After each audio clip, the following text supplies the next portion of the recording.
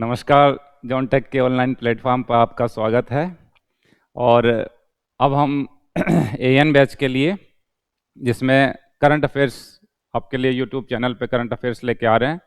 जनवरी से लेके सितंबर तक का करंट अफेयर्स रहेगा। इसमें नेशनल, इंटरनेशनल, राजस्थान और राजस्थान की इकोनॉमिक सर्वे और बजट के भी जो भी इम्पोर्टेंट फैक्ट्स होंगे वो आपको बताए जाएंगे।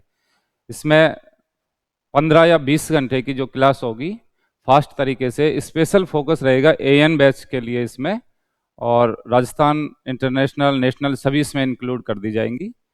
तो पहले अपन जैसे भाई किस टॉपिक के हिसाब से देखेंगे इसमें, ठीक है। फर्स्ट में अपन नेशनल और इंटरनेशनल इश्यूज देखेंगे, और करंट अफेयर्स को हमने टॉपिक वाइज डिवाइड किया है। इसमें international issues, national issues, game से संबंधित पुरस्कार और अवार्ड्स, ये सबको अलग अलग डिवाइड किया है और मंथ वाइज किया है। जैसे आज हम जनवरी 2025 की करंट अफेयर्स, उसमें नेशनल और इंटरनेशनल इश्यूज, राजस्थान का जनवरी से लेके और सितंबर तक, नेशनल और इंटरनेशनल के बाद में, ठीक है। पहले अपन नेशनल इश्यूज, इंटरनेशनल इश्यूज और जनवरी महीने का, ठीक है। तो फर्स्ट में अपन देखते हैं जनवरी महीने की इंटरनेशनल इश्यूज, अंतर्राष्ट्रीय परिदृश्य, ठीक है। जनवरी महीने से अंतर्राष्ट्रीय परिदृश्य, इंटरनेशनल इश्यूज। पहली खबर देखते हैं इसमें, फोर्ब्स पत्रिका की विश्व की शक्तिशाली महिलाओं की सूची जारी की है फोर्ब्स पत्रिका ने, और हर साल इसकी लिस्ट जारी होती है, ठीक है। यूएसए की पत्रिका है ये, और विश्व की टॉप 100 पावरफुल वुमेन्स की लिस्ट जारी करता है ये। तो इसमें अपन को याद करने की चीज है, एक तो फर्स्ट कौन है और कौन कौन सी इंडियन वुमेन है जो इस लिस्ट में शामिल है। तो देखो, इसमें 3 भारतीय महिलाएं इसमें शामिल हैं। कौन कौन सी? एक निर्मला सीतारमन, रोशनी नाडर और किरण मजूमदार, ठीक है। इनकी रैंक लिख दी है 28वीं, रोशनी नाडर 81 और किरण मजूमदार 82। 3 महिलाएं, 3 भारतीय महिला, ये लगातार दूसरे साल है। और फाइनेंस मिनिस्टर है, भारत की वित्त मंत्री है निर्मला सीतारमन। रोशनी नाडर HCL लिमिटेड की डायरेक्टर है, और किरण मजूमदार बायोकॉन कंपनी की MD है। क्योंकि इसमें कई बार मिलान करवा लेता है कि निर्मला सीतारमन, रोशनी नाडर और किरण मजूमदार, इनके आपस में कौन से डिपार्टमेंट से रिलेटेड हैं ये, ठीक है। तो भारत की 3 महिलाएं हैं इस सूची में, और इसमें जो फर्स्ट पोजीशन है ये उर्सुला का है, Ursula van der. First position Ursula van der की है। यूरोपियन यूनियन की अध्यक्ष है ये, EU, यूरोपियन यूनियन की चीफ है, ठीक है। यूरोपियन यूनियन क्या है? ये यूरोपियन कंट्रीज 28 कंट्री थे इसमें, लेकिन ब्रिटेन का इससे बाहर होने के कारण, ठीक है, ब्रिटेन इससे बाहर हो गया। इसका बाहर होने को, इस घटना को कहा गया ब्रेक्जिट, मतलब ब्रिटेन का एग्जिट होना ब्रेक्जिट कहलाया। तो EU में फिलहाल 28 - 1 27 कंट्रीज इसमें है। एक UK इससे बाहर हो गया, इसी घटना को ब्रेक्जिट बोला गया, ठीक है। तो यूरोपियन कंट्रीज, 27 यूरोपियन कंट्रीज का एक ग्रुप है, इसको यूरोपियन यूनियन बोला जाता है, और इसकी अध्यक्ष है उर्सुला। तो यूरोपियन आयोग की अध्यक्ष है, इसकी फर्स्ट पोजीशन है। विश्व की सबसे पावरफुल महिलाओं में उर्सुला वान डेर, भारत की 3 है, ठीक है। तो ये फोर्ब्स पत्रिका की 100 पावरफुल वुमेन्स की लिस्ट है इसमें। और नेक्स्ट खबर अपन देखते हैं अब इसमें, जनवरी माह की खबर देख रहे हैं अपन, ठीक है। जनवरी 2025, इसमें इंटरनेशनल इश्यूज। दूसरा इसमें चर्चित स्थान देखते हैं, गोल्डन हाइट्स। चर्चित स्थान है गोल्डन हाइट्स। इजराइल सीरिया का विवादित क्षेत्र है, दोनों के बीच में, इजराइल और सीरिया के बीच में डिस्प्यूटेड एरिया है ये। जैसे इसके अलावा इजराइल और इजराइल के बीच में गाजा पट्टी भी विवादित क्षेत्र है, ठीक है। कई हैं, जैसे एक तो गोल्डन हाइट्स हो गया, एक जिसपे अभी गाजा पट्टी, ये भी विवादित क्षेत्र है इजराइल का। ये विवाद क्या है, देखो कोई भी इश्यू को सीधे सीधे देखो, ये तो है करंट कि भाई क्या है, गोल्डन हाइट से डिस्प्यूटेड टेरिटरी है, किन के बीच में, इजराइल और सीरिया के बीच में। लेकिन अभी क्यों चर्चा में है कि इजराइल इधर इजरायली बस्तियां बसाना चाह रहा है, ठीक है, बस्तियां यहाँ पे, क्योंकि इजरायली जो पॉपुलेशन है इसको ज्यादा संख्या में करना चाहता है। वहां की अरब जो कंट्रीज की अरबी मूल के जो लोग हैं उनसे ज्यादा संख्या में इजरायली मूल के लोग होने चाहिए, ऐसी मंशा है इजराइल की, ठीक है। तो ये दो विवादित क्षेत्र हैं, गोल्डन हाइट्स और गाजा पट्टी, दोनों के न्यूज़पेपर में रोज इनके नाम चलते रहते हैं। इजराइल ने क्या किया था, ये सब कब छीना था इजराइल, वस्तुतः देखो इजराइल 1967 में 1967 में एक 6 डे वॉर हुआ था, 6 दिवसीय युद्ध 1967 में। इस युद्ध में पूरे अरब कंट्रीज लगभग एक साथ थे, जैसे ईरान, इराक, सीरिया, ये सब, इजिप्ट, सबके घुटने 6 दिन में इजराइल ने टिकवा दिए थे। 1967 की बात है, और उसने कई क्षेत्रों पे कब्जा कर लिया था, इसमें से एक गोल्डन हाइट्स है, गाजा है, ठीक है। फिलहाल अब वो इनको अपने क्षेत्र में मिला लिया है और यहाँ पे अपने मूल के लोगों की बस्तियां बसाना चाह रहा है। इस काफी विवादित है ये, ठीक है। तो गोल्डन हाइट्स कहाँ है और क्यों चर्चा में है, विस्तार की योजना है, इजराइल ने यहाँ पे नई बस्ती विस्तार की योजना बनाई हुई है, ठीक है। दूसरा, Russia offered visa free travel for Indians by 2025। रूस ने भारतीयों के लिए 2025 तक वीजा फ्री ट्रेवल की पेशकश की है, ठीक है। तो हाल ही में किस देश ने भारतीयों को वीजा फ्री ट्रेवलिंग की पेशकश की है, तो रूस ने की है। रूस हमारा पुराना मित्र रहा है, और अभी अभी देखेंगे आप, यूएसए और इंडिया की जो ट्रेड वॉर चल रही, देखो एक न्यूज तो आती है, एक उसके आसपास की चीजों को देख लेना चाहिए, जिससे क्या न्यूज का जो करंट इश्यू है वो समझ में आता है, करंट सिनेरियो समझ में आता है। जैसे यूएसए और इंडिया के बीच में फिलहाल टैरिफ वॉर चल रहा है, ठीक है, टैरिफ वॉर चल रहा है। कितना प्रतिशत लगाया है यूएसए ने इंडिया पर? 50%, 25 एक बार और 25 एक बार। मोदी जी के दोस्त हैं डोनाल्ड ट्रंप, उन्होंने 50% टैरिफ इंडिया पे थोप दिया है। क्यों थोपा, क्या है टैरिफ, ठीक है। टैरिफ एक, देखो कोई भी एक्सपोर्ट इंपोर्ट करता है तो उस पर एक टैक्स लगाया जाता है, ठीक है। टैरिफ क्या चीज है, एक्सपोर्ट और इंपोर्ट, ये काफी करंट इश्यू है, अभी चर्चा में चल रहा है ये। तो टैरिफ का जो इश्यू है, क्योंकि पूरे वर्ल्ड में टैरिफ का एक वो चला हुआ है, करंट इश्यू है ये। तो इंडिया पे 50% जो टैरिफ लगाया गया है, वो टैरिफ क्या चीज होती है, एक्सपोर्ट इंपोर्ट, कोई भी कंट्री अपने यहाँ पे विदेश से आने वाले माल के ऊपर जो टैक्स लगाता है उसको बोलते हैं टैरिफ। और टैरिफ बढ़ाने से क्या फायदा होगा, क्या नुकसान होगा? फायदा यूएसए को होगा।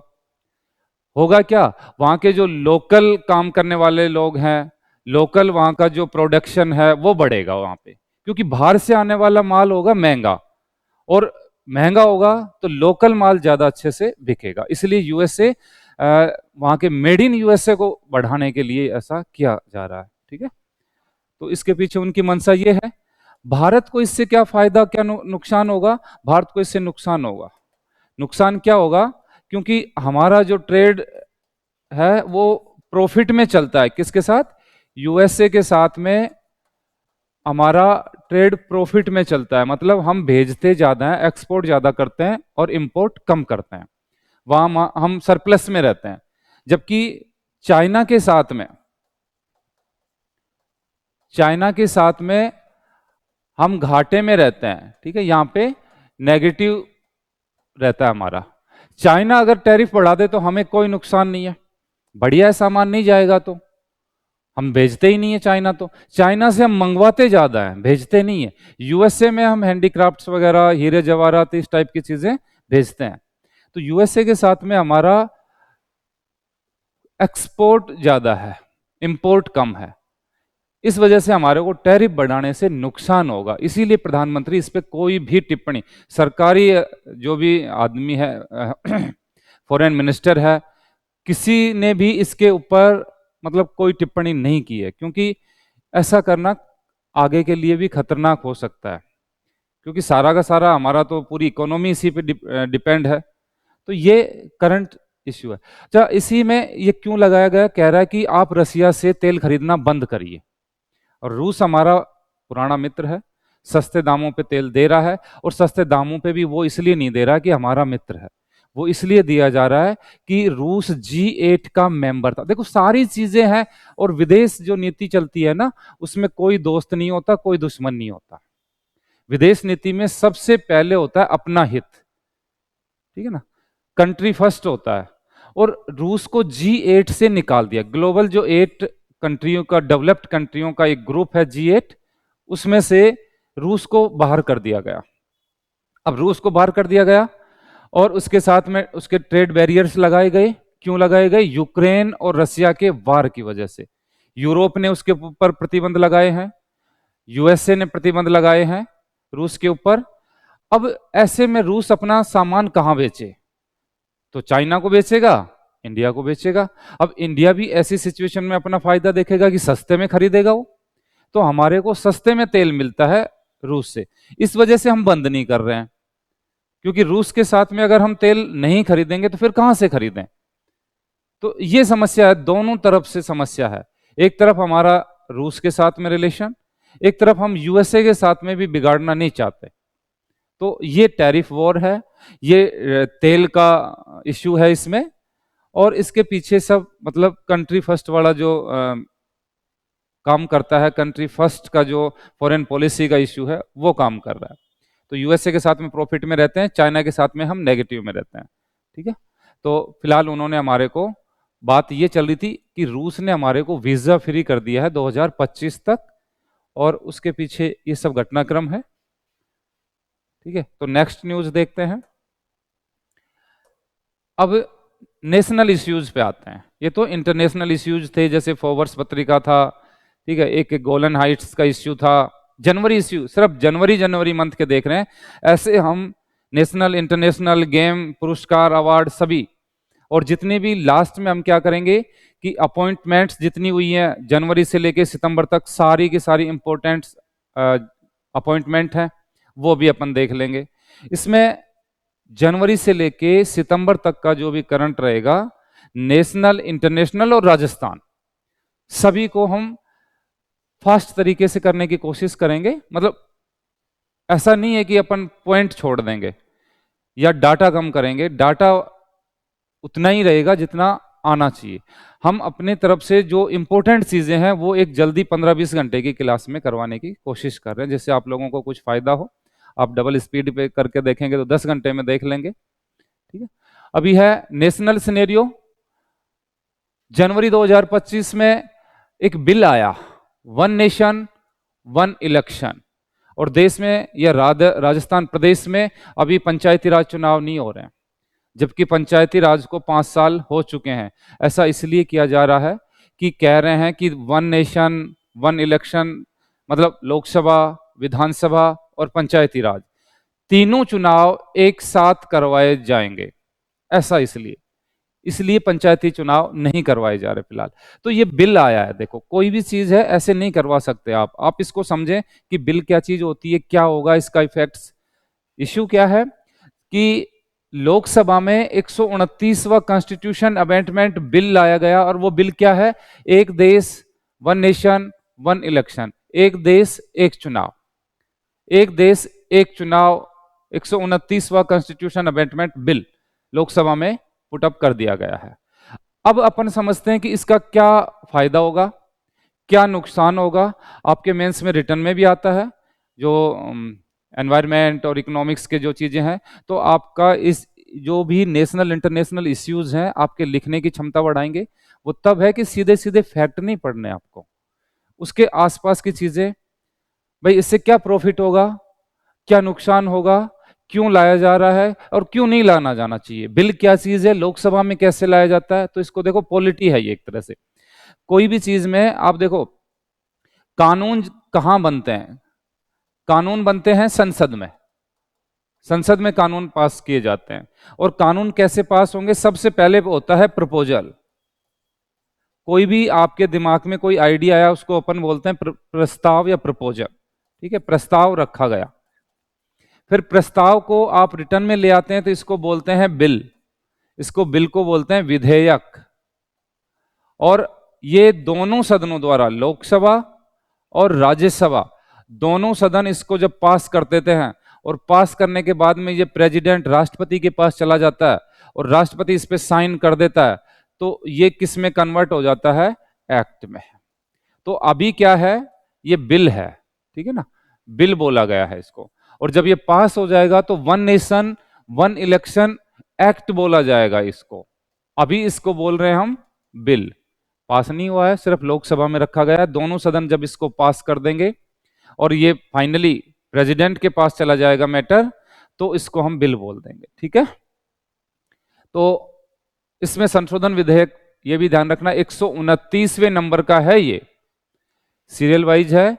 अभी तक 106 संविधान संशोधन हो चुके हैं, संविधान संशोधन 106 हुए हैं, जबकि संविधान संशोधन बिल कितने आ चुके हैं, 129।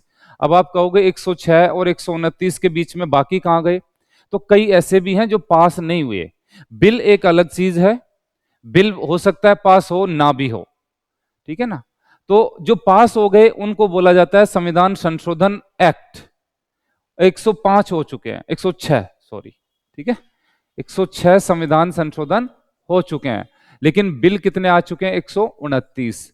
129वां कौन सा है, वन नेशन वन इलेक्शन वाला।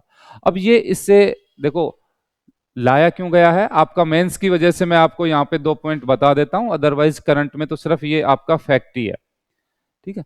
होता क्या है इसमें, देखो लोकसभा राज्यसभा से पास करवाया जाएगा, इसके प्लस पॉइंट क्या होंगे और नेगेटिव पॉइंट्स क्या होंगे। इस बिल के प्लस पॉइंट क्या होंगे कि खर्चा बचेगा, देश के प्रशासन को ज्यादा समय नहीं लगेगा, प्रशासन अपने काम कर पाएगा, क्योंकि देश में चुनाव इतने ज्यादा होते हैं, हर महीने चुनाव होते हैं, तो पूरा प्रशासन लगता है, पैसा होता है खर्च, समय खर्च होता है, धन खर्च होता है, टेंशन होती है, वो सब चीजें इसमें बच जाएंगी, लोगों का टाइम बचेगा, ठीक है।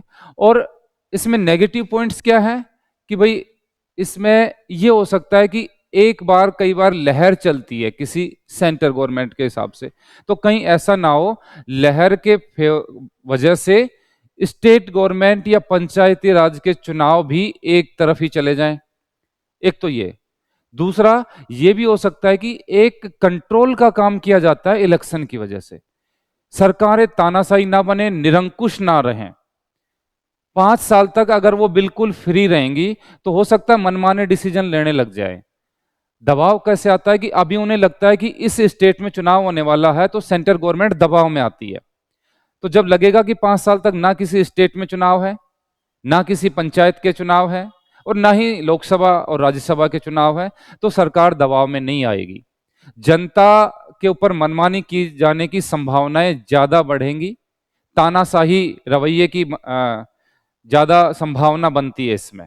तो ये इसके प्लस और माइनस पॉइंट्स आपको मैंने वर्बली बता दिए हैं। तो एक है दूसरी खबर, अच्छा इसी में देखो, एक देश एक चुनाव के लिए एक कमेटी गठित की थी, इसके लिए एक कमेटी बनाई कि लाया जाए या ना लाया जाए। तो इसमें जो कौन थे, इसमें रामनाथ कोविंद इस कमेटी के अध्यक्ष थे, ठीक है।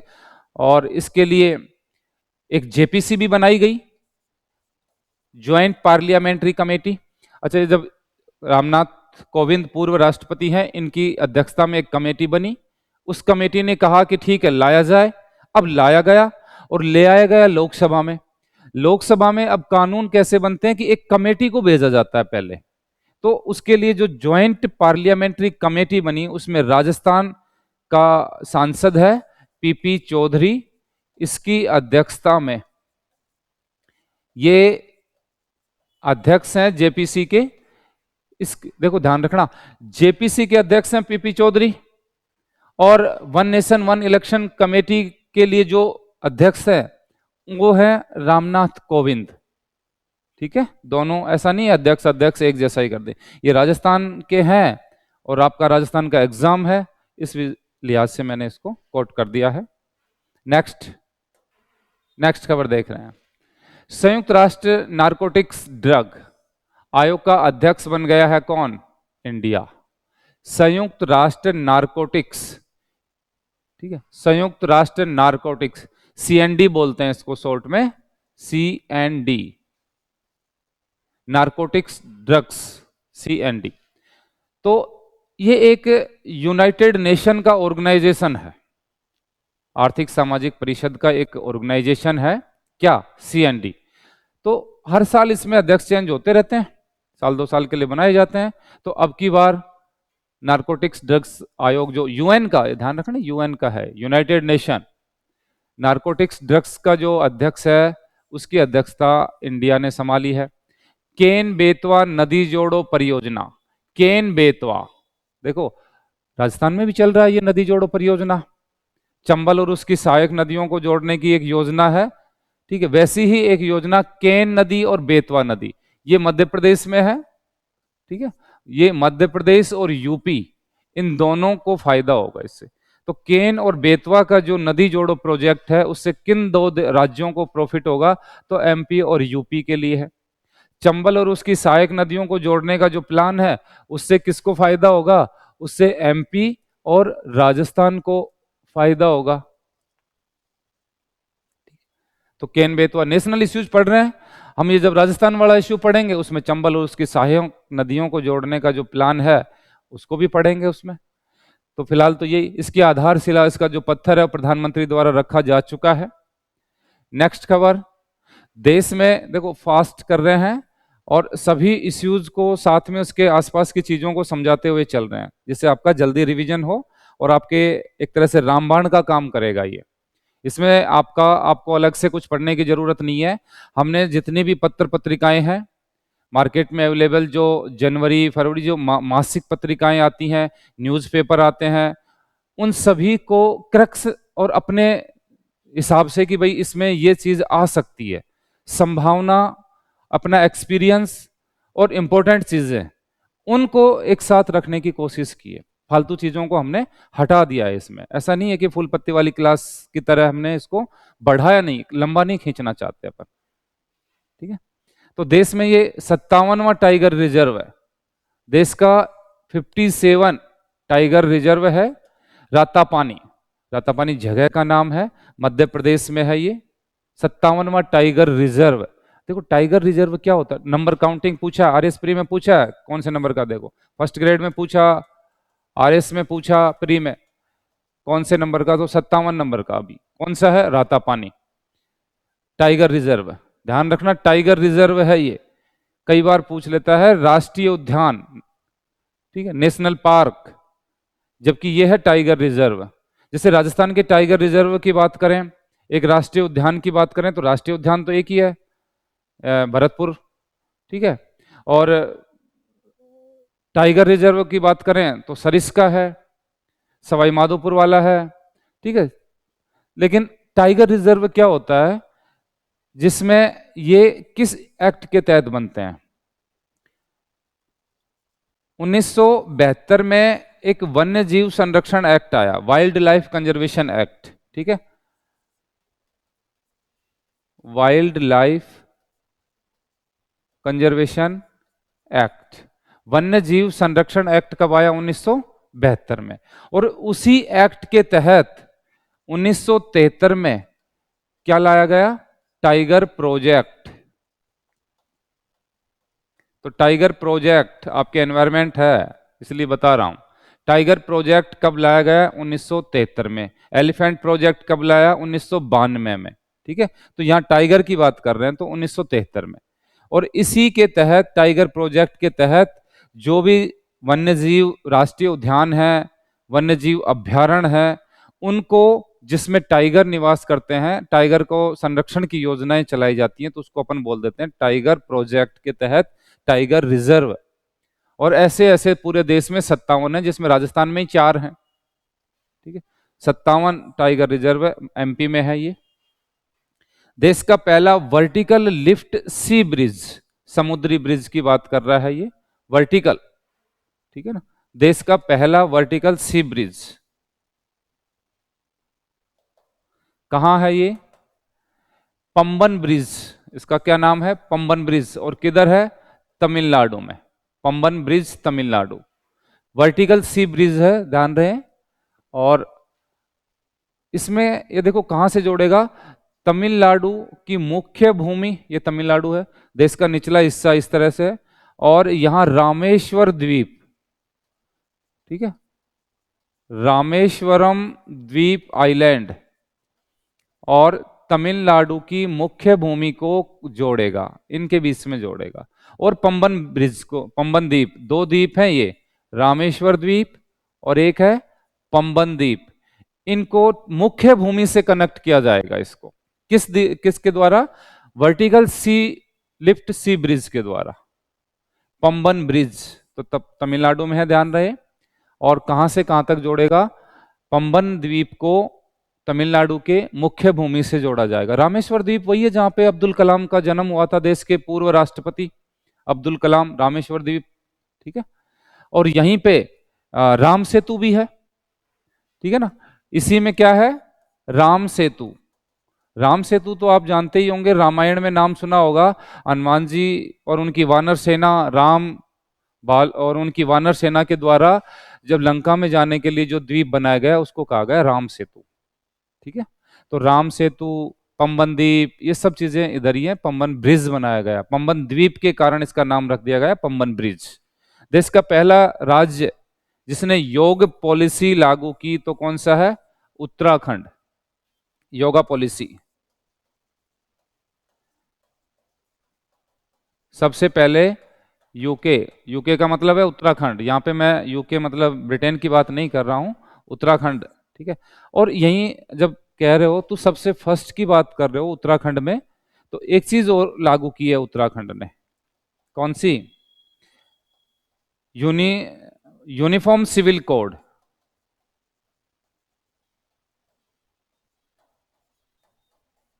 यूनिफॉर्म सिविल कोड लागू करने वाला भारत का पहला राज्य उत्तराखंड, यूके मतलब उत्तराखंड।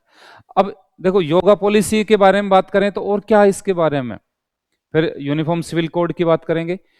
योगा पॉलिसी, योग दिवस कब आता है? 21 जून को योग दिवस मनाया जाता है हर साल, ठीक है। और यूनिफॉर्म सिविल कोड ये भी उत्तराखंड ने लागू किया है। क्या चीज है ये?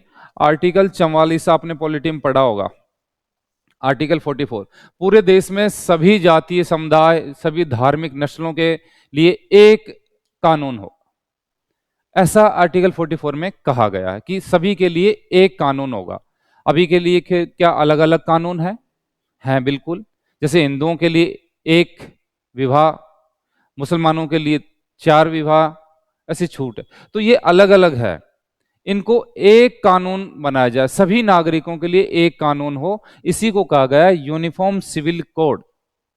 आर्टिकल 44 में आता है ये, ठीक है। जैसे ट्रिपल तलाक का जो इश्यू है वो भी क्या है? आर्टिकल 44 को ही लागू किया गया है। तो ऐसे बहुत सारे कानून हैं जो अलग अलग हैं, विशेषकर विवाह, तलाक, इनसे संबंधित ज्यादा है। तो उत्तराखंड पहला राज्य है जिसने यूनिफॉर्म सिविल कोड, सबके लिए समान, चाहे हिंदू हो चाहे मुसलमान, ठीक है। नेक्स्ट खबर देखते हैं अपन। जनवरी 2025 में राष्ट्रमंडल देशों के अध्यक्षों का सम्मेलन कहां हुआ? स्कॉटलैंड। राष्ट्रमंडल देशों के अध्यक्षों का, ठीक है। कॉमनवेल्थ क्या है? कॉमनवेल्थ वो देश हैं जो कभी ब्रिटेन के गुलाम रहे, तो ब्रिटेन के जो उपनिवेश रहे हैं उन देशों का एक ग्रुप क्या कहलाता है? कॉमनवेल्थ। क्लियर? राष्ट्रमंडल, पहले तो यही पता हो, खबर जब समझ में आएगी पहले इसके वर्डिंग समझ में आएगी कि राष्ट्रमंडल देश क्या होते हैं। राष्ट्रमंडल देश वो होते हैं जो कभी ब्रिटेन के उपनिवेश रहा है, भारत भी रहा है, तो भारत भी कॉमनवेल्थ का मेंबर है। कॉमनवेल्थ गेम भी हुए हैं भारत में 2010 में, ठीक है। तो अभी इनके जो अध्यक्ष हैं, अध्यक्ष से मतलब लोकसभा के अध्यक्ष, पार्लियामेंट में जो लोकसभा है, लोअर हाउस है, तो जितने भी इसके मेंबर हैं कंट्री, उनके अध्यक्ष हैं, उनका सम्मेलन। राष्ट्राध्यक्ष नहीं कह रहा हूं मैं, राष्ट्राध्यक्ष तो होता है प्रेसिडेंट, यहां अध्यक्ष का मतलब है स्पीकर। ठीक है, ये कह रहा है Commonwealth head of the government meeting. ठीक है, एक तरह से आप इसको क्या कह सकते हो, स्पीकर। स्पीकर जो पार्लियामेंट में लोकसभा का चीफ होता है उसको स्पीकर बोला जाता है। उनकी मीटिंग हुई है स्कॉटलैंड। और स्कॉटलैंड मतलब कहां पड़ेगा स्कॉटलैंड, ये ब्रिटेन का ही एक हिस्सा है, ये ध्यान रखो आप। UK, United kingdom. ठीक है, यूके में शामिल हैं सब चीजें ये। यूके में इंग्लैंड भी यूके का ही पार्ट है। ठीक है, ब्रिटेन भी,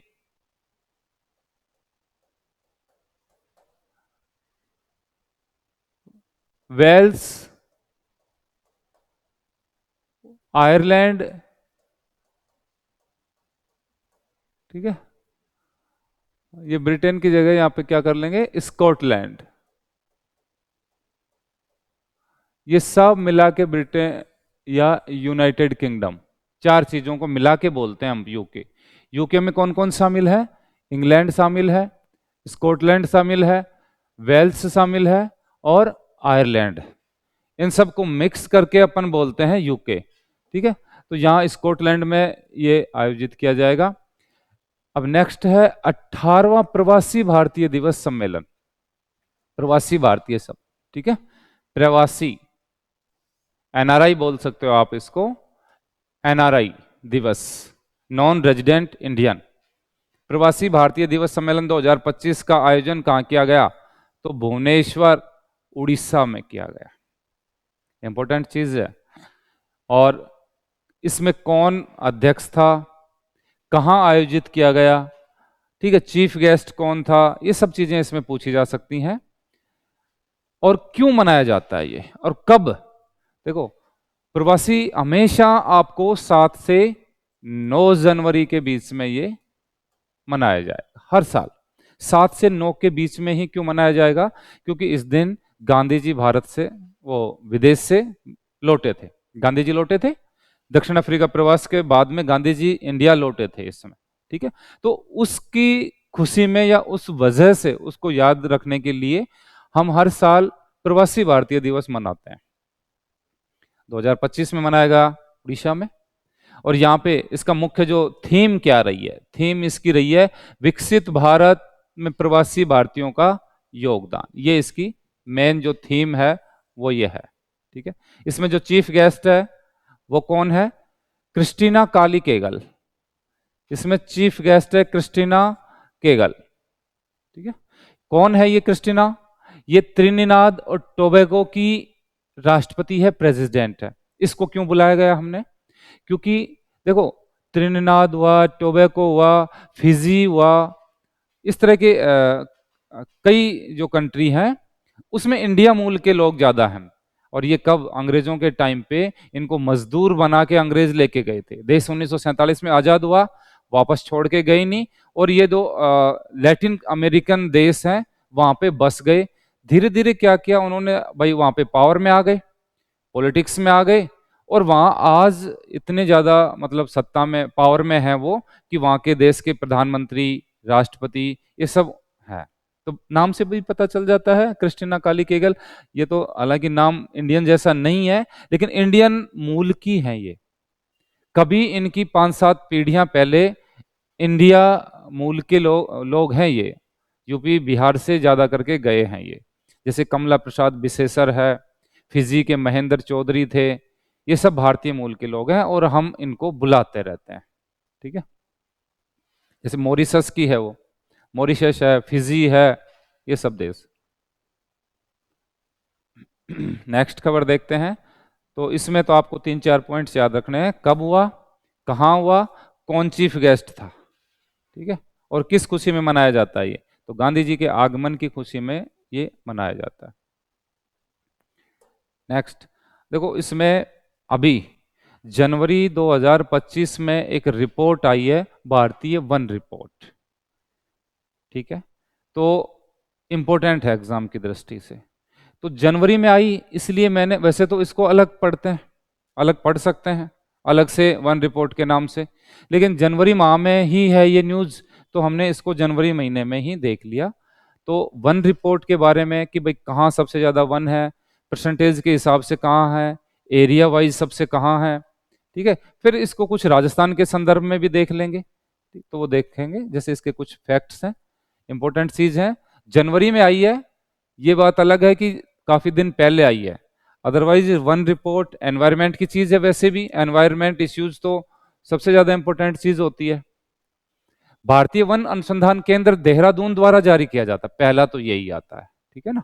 forest survey of India Dehradun, FSI के द्वारा जारी किया जाता है। ये कौन जारी करता है?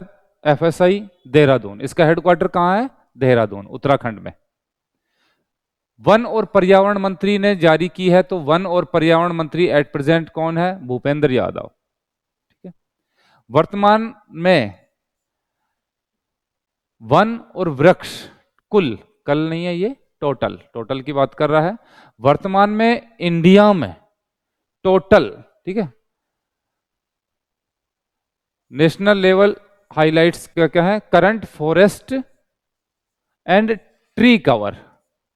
देखो, हम जंगल या वन में ऐसा नहीं है, फॉरेस्ट को भी और पेड़ों को भी काउंट करते हैं। जंगल का तो एक पर्टिकुलर एरिया है जिसमें फिक्स है कि भाई इतनी डेंसिटी होनी चाहिए, और खेतों में जो पेड़ खड़े होते हैं उनको अपन बोलते हैं ट्री कवर, और जंगल जहां रिजर्व एरिया है उसको बोलते हैं फॉरेस्ट कवर।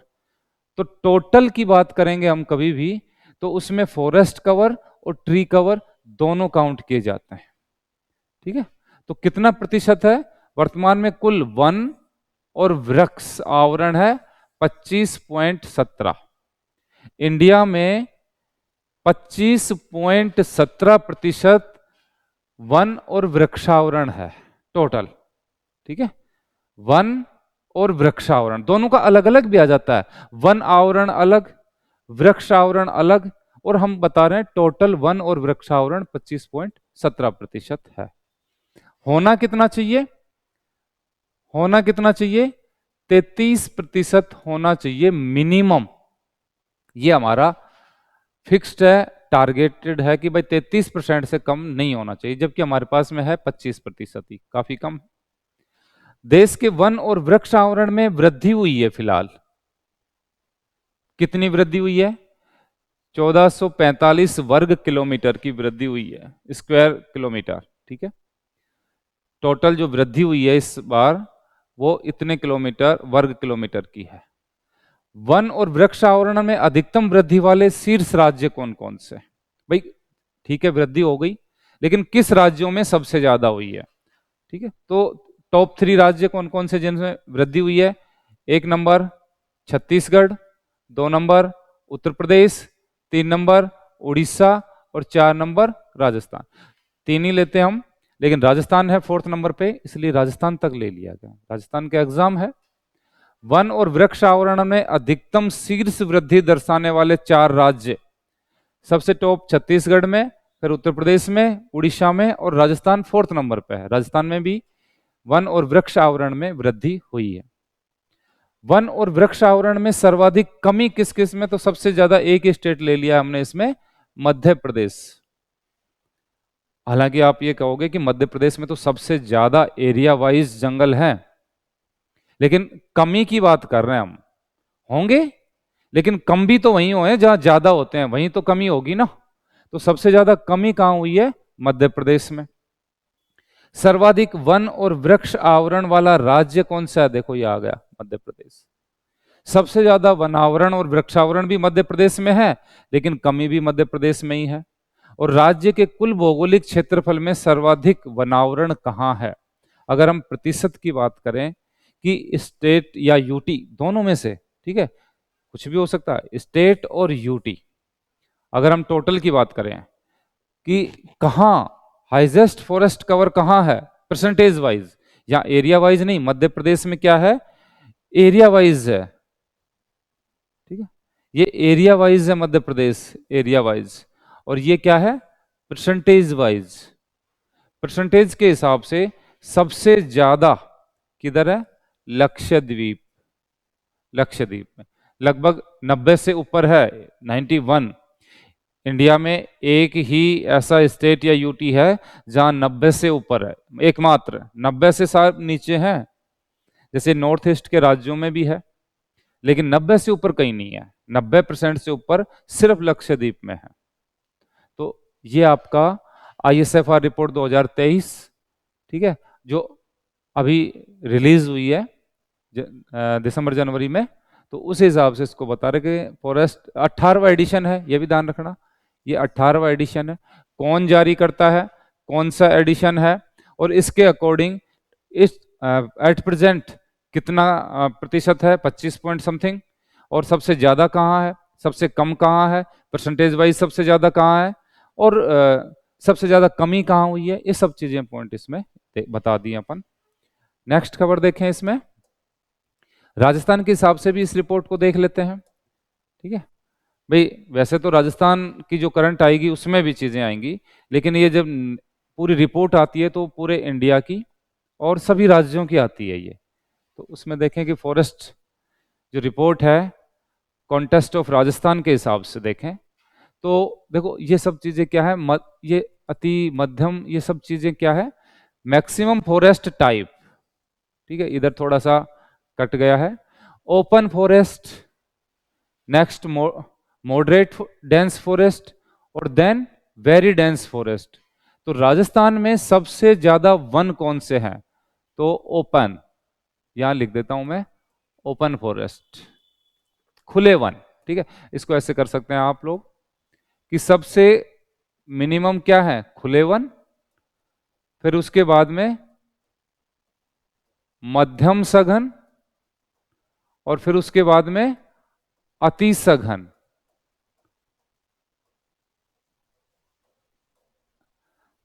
ठीक है, तो अब आपसे पूछा जाए कि राजस्थान में सबसे ज्यादा कौन से टाइप के फॉरेस्ट है, तो ये खुले वन। अति सघन वन राजस्थान में है ही का, पॉइंटों में आएंगे बहुत थोड़े। ठीक है, तो ओपन जो फॉरेस्ट है राजस्थान में सबसे ज्यादा ओपन फॉरेस्ट है, फिर है मध्यम सघन वन, फिर है अति सघन वन, मतलब सबसे कम, सबसे ज्यादा खुले वन, सबसे कम अति सघन वन। ठीक है, और राज्य में सर्वाधिक वन क्षेत्र किधर है, 4 डिस्ट्रिक्ट अपन लें, सबसे ज्यादा किधर है, उदयपुर में, फिर सेकंड नंबर पे अलवर में, थर्ड नंबर पे प्रतापगढ़ में। ठीक है, 1 नंबर, 2 नंबर और 3 नंबर राज्य में सर्वाधिक वन क्षेत्र, और सर्वाधिक अति सघन वन, वेरी डेंस फॉरेस्ट, इसको आप बोल वेरी डेंस फॉरेस्ट। ठीक है, इसको बोल सकते हैं हम मीडियम डेंस फॉरेस्ट, और इसको ओपन फॉरेस्ट, OF, MDF और VDF। तो VDF के हिसाब से अपन देखें सर्वाधिक अति सघन वन राजस्थान में किस जिले में है, तो सबसे ज्यादा किधर है, अलवर में, और फिर उदयपुर में। देखो यहां उल्टा है, अगर हम टोटल की बात करेंगे तो उदयपुर फर्स्ट, लेकिन सिर्फ वेरी डेंस फॉरेस्ट की बात करेंगे तो अलवर फर्स्ट। और झाड़ियों की बात, इसका झाड़ियां सबसे ज्यादा कहाँ है, पाली में, फिर अलवर में, फिर जयपुर में। क्वेश्चन आया हुआ है, सबसे ज्यादा झाड़ियां, क्योंकि जंगल की बात करके छोड़ देते हैं, झाड़ियों तक इतना ध्यान नहीं दिया जाता। तो सबसे ज्यादा झाड़ियां हैं 1 नंबर पाली में, 2 नंबर अलवर में, 3 नंबर जयपुर में। ठीक है, तो नेक्स्ट कवर, ये तो था आपका फॉरेस्ट रिपोर्ट, जिसमें इंडिया के लिहाज से भी और राजस्थान के पॉइंट ऑफ व्यू से भी हमने देख लिए दोनों चीजें। अब देखो, नेशनल इश्यूज और इंटरनेशनल इश्यूज, दो चीजें अपन ने कर ली हैं। अभी कुछ टेक्नोलॉजी से जुड़ी हुई खबरें, स्पेस और डिफेंस टेक्नोलॉजी से जुड़ी हुई खबरें। तो अंतरिक्ष और रक्षा प्रौद्योगिकी, पहले न्यूज है अंतरिक्ष और रक्षा प्रौद्योगिकी से, तो स्पेस टेक्नोलॉजी से जुड़ी हुई खबर देखते हैं। PSLV C69 हाल ही में छोड़ा गया जनवरी में, जनवरी में PSLV C69 छोड़ा गया, ठीक है। बाद में C60 भी है, पहले 59, सॉरी 59, 69 नहीं 59। क्या है? यूरोपियन अंतरिक्ष एजेंसी का एक मिशन है, प्रोबा 3 मिशन। इसको सफलतापूर्वक लॉन्च किया गया। अब इसको समझते हैं कि हमारा नहीं है ये, किसका है? European space agency. European space agency, अभी आपने EU पढ़ा होगा, उसी की एजेंसी है ये, EU की। तो यूरोपियन स्पेस एजेंसी का एक मिशन है, प्रोबा 3 मिशन। हमने छोड़ा है इसको। हमने क्यों छोड़ा है इसको? क्या वो हमसे टेक्नोलॉजी में पीछे है? ऐसी बात तो नहीं है, टेक्नोलॉजी में पीछे। लेकिन एक चीज है, इंडिया बेशक और चीजों में कम हो सकता है, लेकिन स्पेस टेक्नोलॉजी में हम टॉप के 4 कंट्रीज में आते हैं, USA, रसिया, चाइना और इंडिया। टॉप के 4 देशों में शुमार है इंडिया स्पेस टेक्नोलॉजी के मामले में, तो ठीक है। और हमसे क्यों छुड़वाते हैं ये? क्योंकि हमारे पास में सस्ती संसाधन है। हम सस्ते में, एक तरह से आप ये मान लो कि किराए की गाड़ी है हमारे पास में। हमारे पास जो रॉकेट है वो है PSLV और है GSLV। तो PSLV एक बस है जो सैटेलाइट्स को लेके जाता है, छोड़ता है और मतलब आ जाता है। तो हमारी ये जो गाड़ी है वो सस्ती है, और सस्ती के साथ में इसकी सक्सेस रेट बहुत ज्यादा है। 2 मौके ऐसे आई हैं जिसमें अनसक्सेसफुल रहा है, अदरवाइज टोटली 100 से ऊपर मिशन है इसके, सारे सक्सेसफुल मिशन है, ठीक है। तो सस्ते की वजह से भी, और सक्सेस रेट हमारी ज्यादा है, और हमारे को फायदा ये है कि हमारे पास में रेवेन्यू इकट्ठा होता है, इसरो के पास में पैसा आता है, ठीक है। तो और हमारे देश की इमेज बनती है। तो EU का मिशन है प्रोबा 3 मिशन, इसको हमने किसके द्वारा छोड़ा? PSLV C59 के द्वारा। और प्रोबा 3 मिशन क्या है? प्रोबा 3 मिशन क्या चीज है, किसका अध्ययन करेगा ये? तो ये सूर्य का अध्ययन करने के लिए, सोलर मिशन है ये। सूरज का अध्ययन करने के लिए यूरोपियन कंट्रीज के छोड़ा गया एक मिशन है जिसका नाम है प्रोबा। और प्रोबा सोलर जांच करेगा, ये ध्यान रखना आप, ठीक है। तो इधर उधर की जो पॉइंट है वो आपको बता दिए हैं। दूसरी खबर, अच्छा ये इसरो का नहीं था, ये तो मतलब इसरो का सैटेलाइट हमारा नहीं था, सिर्फ रॉकेट हमारा था। क्या? PSLV C59 मिशन हमारा नहीं था। यह इसरो द्वारा स्पेस डेक्स मिशन सफलतापूर्वक लॉन्च किया। इसी में है ये, किसके द्वारा लॉन्च किया? C60, PSLV C60 रॉकेट के द्वारा। क्या छोड़े हमने? 2 सैटेलाइट छोटे छोटे छोटे, कौन कौन से? SDX-01 और SDX-02। कहां से छोड़े? श्रीहरिकोटा से छोड़े, ठीक है। तो इसरो द्वारा स्पेस डेक्स मिशन, एक है प्रोबा मिशन, यह है स्पेस डेक्स मिशन, नाम से चला। स्पेस में कोई भी चीज को जोड़ना, डॉकिंग मिशन बोलते हैं इसको। डेक्स मिशन को आपको यह भी पूछा जा सकता है कि डॉकिंग मिशन क्या है, मतलब सैटेलाइट्स को जोड़ना और वापस हटाना, इसी को कहते हैं डॉकिंग मिशन या स्पेस डेक्स मिशन। इससे फायदा क्या होगा कि हम जब, हमारा एक मिशन है गगनयान, एक मिशन है गगनयान, और गगनयान मिशन इसरो का मानव मिशन है ये। हम अंतरिक्ष में मनुष्य को भेजना चाहते हैं, और मनुष्य को अंतरिक्ष में जब ही भेज पाएंगे जब आप चीजों को जोड़ पाएंगे और हटा पाएंगे। भाई वहां पे आपको चीज को कनेक्ट करना पड़ेगा, फिर इस सतह पे कोई उतरेगा चांद पे, फिर वापस चीजें आएंगी और वापस यहाँ पे आ पाएगा।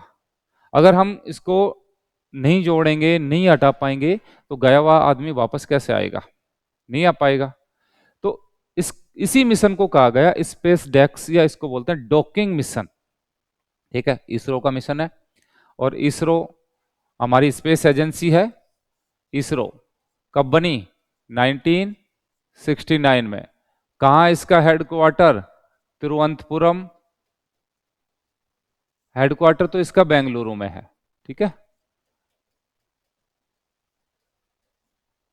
इसरो का जो हेडक्वार्टर है बेंगलुरु, ठीक है, 1969 में।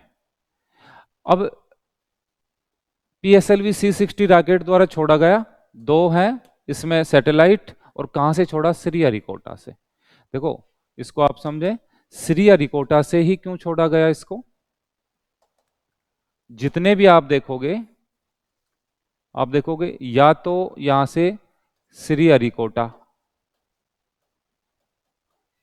या फिर आप देखोगे तिरुवनंतपुरम,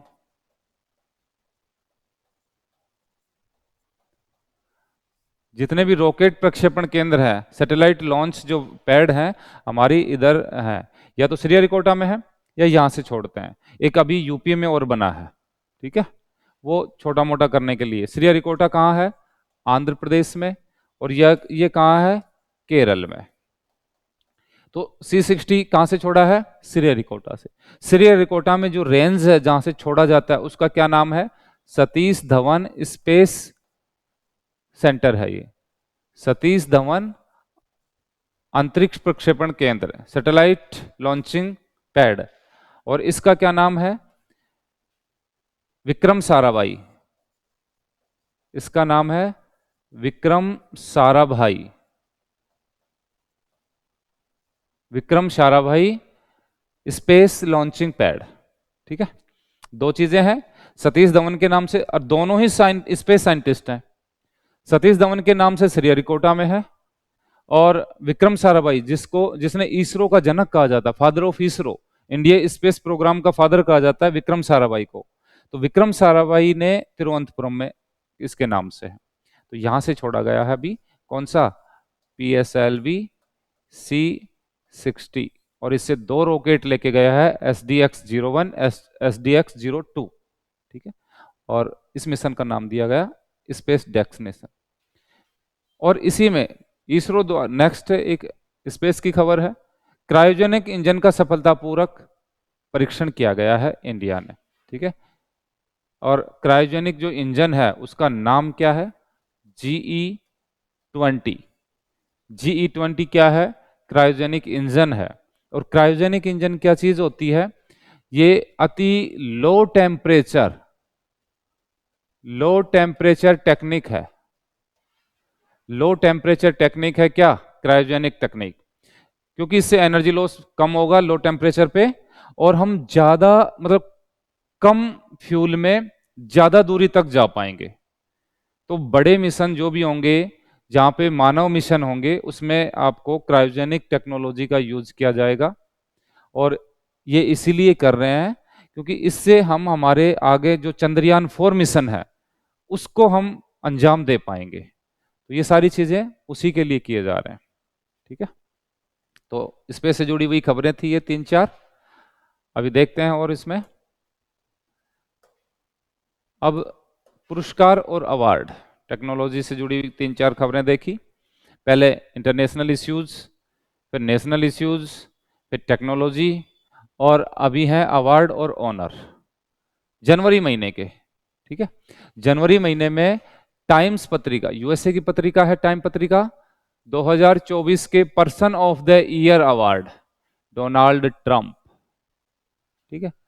टाइम पत्रिका के मुख्य पृष्ठ पे 2024 में किसकी फोटो छपी है? तो USA के प्रेसिडेंट डोनाल्ड ट्रंप की फोटो छपी है। Time person of the year Donald Trump, विश्व शांति का गुरु है ये, अपने आप को बताता है। साहित्य अकादमी पुरस्कार 2024, साहित्य अकादमी पुरस्कार 2024 दूसरी खबर, ठीक है। अवार्ड्स है साहित्य अकादमी, लिटरेचर के फील्ड में दिया जाता है। साहित्य अकादमी पुरस्कार 22+2 मतलब 24 भाषाओं के लिए दिया जाता है। ये 24 लैंग्वेज के लिए दिया जाता है। 22 कौन सी? जो 8वीं अनुसूची में है, पॉलिटी में आप पढ़ेंगे 8वीं अनुसूची में 22 भाषाएं रजिस्टर्ड हैं। और दो कौन सी आ गई? एक राजस्थानी और एक अंग्रेजी।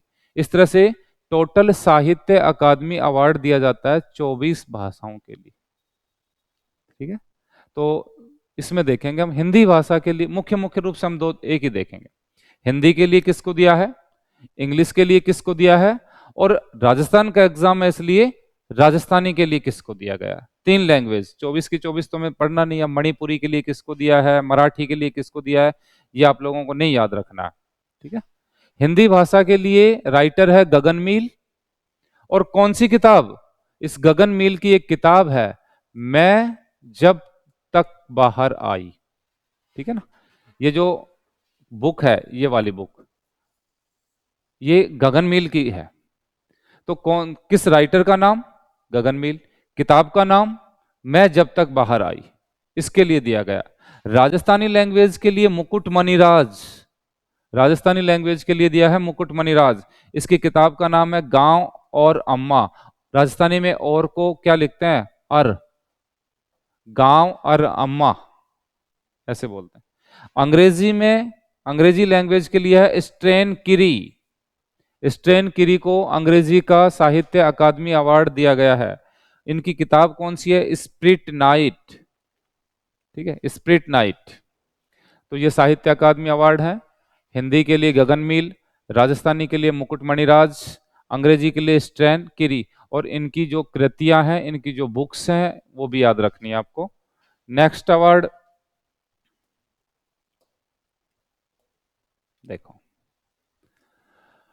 व्यास सम्मान, ये भी लिटरेचर की फील्ड में दिया जाता है। व्यास सम्मान को पढ़ने से पहले आप ये देखें, देखो एक फाउंडेशन है राजस्थान में, के बिड़ला फाउंडेशन, के बिड़ला फाउंडेशन। अब के बिड़ला फाउंडेशन कई अवार्ड देता है, जैसे एक तो यही देता है व्यास अवार्ड, एक देता है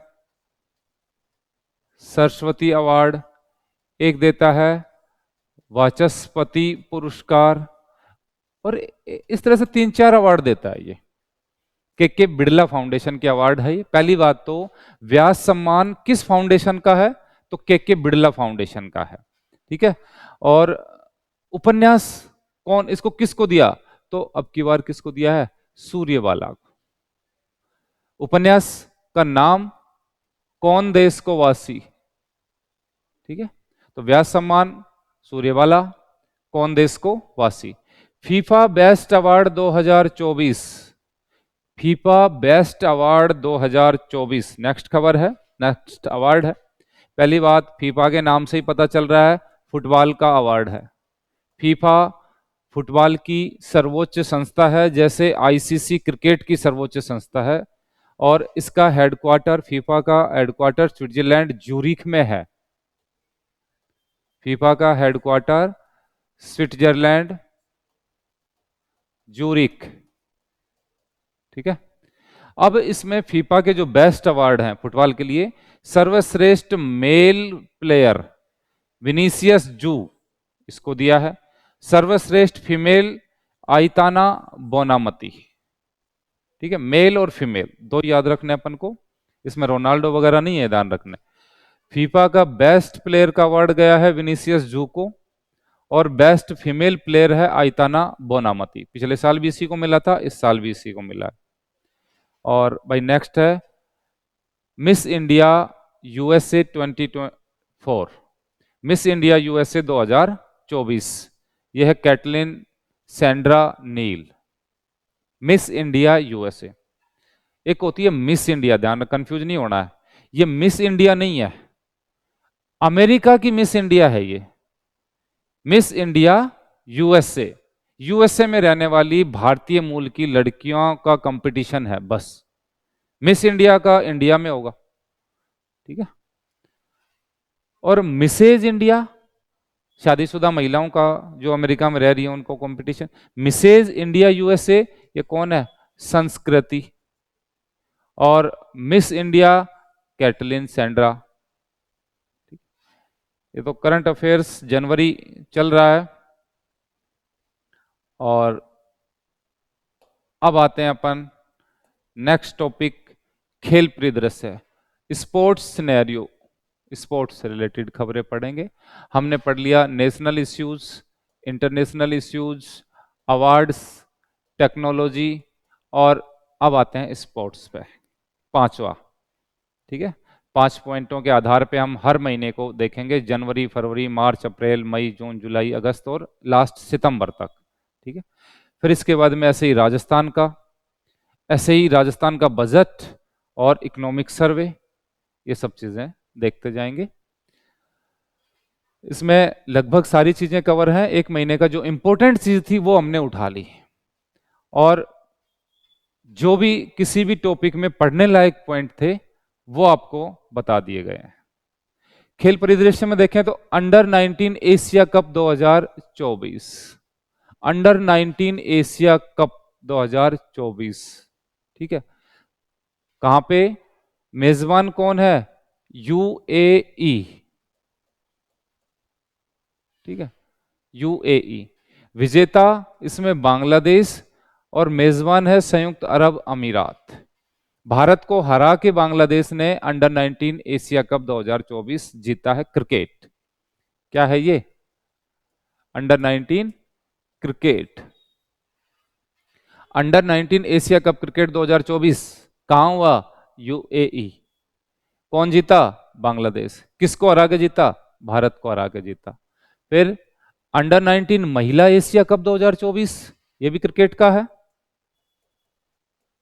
लिखा नहीं ऊपर, लेकिन क्रिकेट का है। ठीक है, ये कहां पे हुआ, कुआलालंपुर, मलेशिया में। ठीक है, कौन जीता, इंडिया। किसको हरा के जीता, बांग्ला, या जस्ट उलट दो आप इसको, ठीक है ना भाई। अंडर 19 एशिया कप में बांग्लादेश जीता है भारत को हरा के, और अंडर 19 महिला एशिया कप में भारत जीता है बांग्लादेश को हरा के। दोनों को उलट दिया गया, फर्स्ट सेकंड, यहां पे जो सेकंड है वो फर्स्ट, और जो फर्स्ट है वो सेकंड। आयोजन यहाँ यूएई, यहाँ पे मलेशिया, कुआलालंपुर। और एक है सैयद मुश्ताक अली ट्रॉफी विजेता, ये भी क्रिकेट का। ये तीनों खबरें क्रिकेट से जुड़ी हुई है। सैयद मुश्ताक क्रिकेटर थे इंडिया के,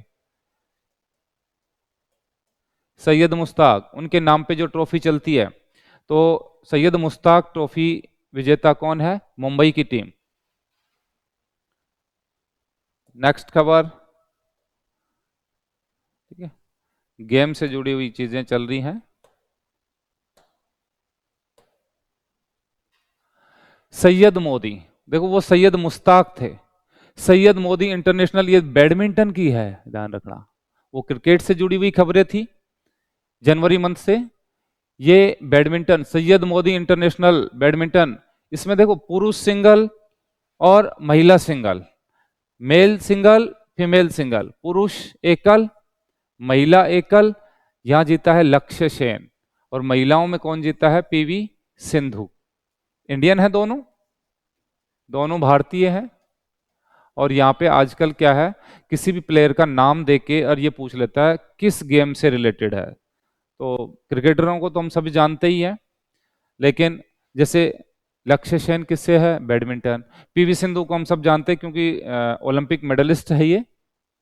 और junior Asia hockey cup, junior, ध्यान रखें, जूनियर एशिया कप हॉकी, कहां पे इसका आयोजन हुआ, मस्कट में। मस्कट किधर है, ओमान, अरब कंट्रीज है ओमान। तो यहां पे तो जूनियर एशिया कप हॉकी, नाम से आधा क्वेश्चन आपका सोल्व हो जाएगा।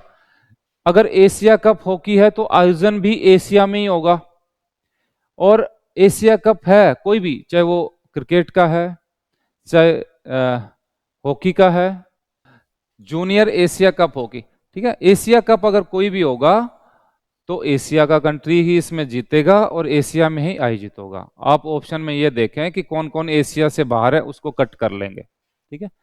तो मस्कट ओमान में तो इसका आयोजन हुआ, और विजेता कौन है इसमें, इंडिया, विनर, ठीक है। और सेकंड किसको पीटा, पाकिस्तान को, पाकिस्तान को हरा के। और महिला एकल, ये sorry, junior Asia cup hockey हमने जीता है। और नेक्स्ट और लास्ट जनवरी की स्लाइड, ठीक है, इसमें शतरंज विश्व चैंपियन 2024, शतरंज का विश्व चैंपियन, ध्यान रखे। वैसे जन्म भी शतरंज का इंडिया में ही हुआ है, शतरंज की जन्म स्थली इंडिया में। महाभारत काल से ही शतरंज खेलते आए हैं, शकुनी मामा वाला था वो भी तो शतरंज ही था, शतरंज की। तो शतरंज विश्व चैंपियन 2024 कौन जीता? डी गुकेश। डी गुकेश तमिलनाडु के हैं, डी गुकेश। ठीक है। और सबसे युवा, ठीक है, भारत के अब तक, या इंडिया, इंडिया नहीं वर्ल्ड के अब तक का सबसे युवा विश्व विजेता, ठीक है, अब तक का सबसे युवा विश्व चैंपियन है ये। नेक्स्ट खबर, विश्व पैरा एथलेटिक्स चैंपियनशिप। विश्व पैरा एथलेटिक्स, पैरा हैंडीक्राफ्ट्स के लिए है ये। इसका आयोजन भारत में किया जा रहा है, इसलिए लिखा है इसका सिर्फ, अभी होगी ये, ठीक है। पैरा एथलेटिक्स चैंपियनशिप नई दिल्ली में। और 2034 में पुरुष का जो फुटबॉल विश्व कप है, ये कहां पे आयोजित किया जाएगा? सऊदी अरब में, ठीक है। और राष्ट्रीय पुरुष हैंडबॉल चैंपियनशिप 2024 ये चंडीगढ़ जीता है इसको। तो इस तरह से आपका ये जनवरी महीने का समाप्त होता है, जिसमें हमने national issues, international issues, game से जुड़ी हुई खबरें, टेक्नोलॉजी से जुड़ी हुई खबरें, कुछ एनवायरनमेंट के इश्यू, अवार्ड्स वगैरह, जनवरी महीने का इतना ही था। अब कल या नेक्स्ट क्लास में मिलते हैं फरवरी माह की, फरवरी 2025 की करंट अफेयर्स के साथ में। तब तक के लिए सभी को धन्यवाद, नमस्कार।